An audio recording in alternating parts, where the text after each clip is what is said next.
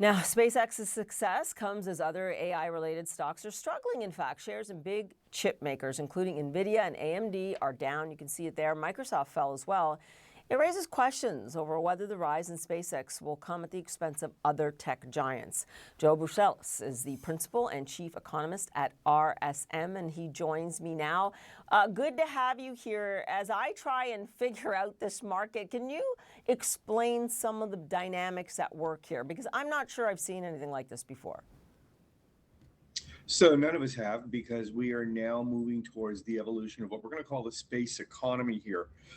As we begin to see the build out, not just of what SpaceX is doing, which can be focused on two things: satellites to support their ground link operations, or excuse me, their space link operations. And then, of course, what they're talking about broadly in Silicon Valley and other places is, can we build data centers in outer space? So in many ways, it's a real speculative play on the next gen version of the United States economy, which I got to tell you is very exciting. It's exciting, and yet when I looked at some of the stock trades today, it shocked me that even anyone that was SpaceX adjacent to a certain point, some people, had a rise in their stock, but others just fell apart, and even that was the chip makers. Why are we seeing that, and how much is SpaceX dominating, especially the retail market right now? All right, so what I saw today was more of a technical move. I don't think it really signified much of anything, but SpaceX really is setting the stage to drive valuations here over the next couple of weeks. We're really looking at what's going on in NASDAQ, and their index of SpaceX is actually integrated into it. That's going to give a broader boost to that index. And I really do think financial markets, in many ways, when you think about our new economy, right, it's based on low rates, leverage, and liquidity. That's the holy trinity of the new economy. And there's such a real solid tailwind, but due to financial conditions behind these asset markets, that it's really hard to be bullish when you're seeing what's going on with SpaceX and the foreknowledge that there's going to be so many IPOs coming to market later this year.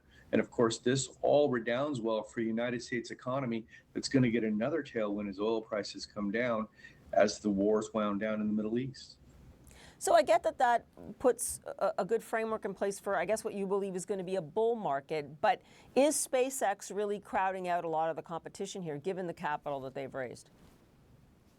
No, I don't think so. I mean, look what they did today. It was just $60 billion in a simple stock exchange transaction. So I'm not of that ilk that thinks SpaceX is crowding out other investment. Yes, the broader AI ecosystem right now is contributing a little bit to inflation, because demand for what they need to drive that clearly needs to be met. But my sense is we're at one of those virtuous stages of capitalism.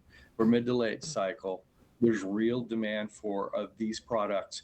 It's going to be both public and private. And I think as we go forward here at the end of the remainder of the year, you're going to see the U.S. economy actually pull away from its G7 competitors.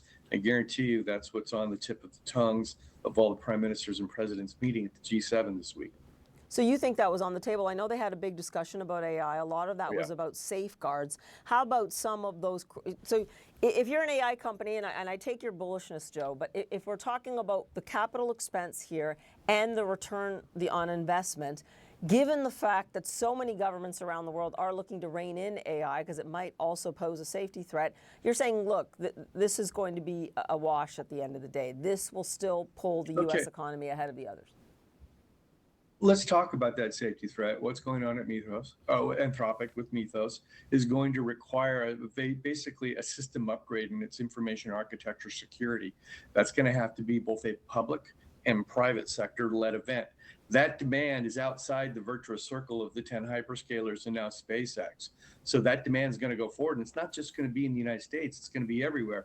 But the U.S. will be the tip of the spear and provide leadership there that will drive the economy onward and upward.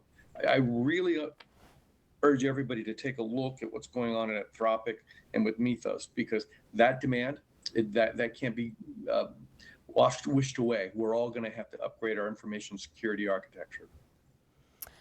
Interesting discussion still taking place right now between Anthropic and the Trump administration, even at this hour. Joe Brusuelas for us. Thanks so much. Appreciate it.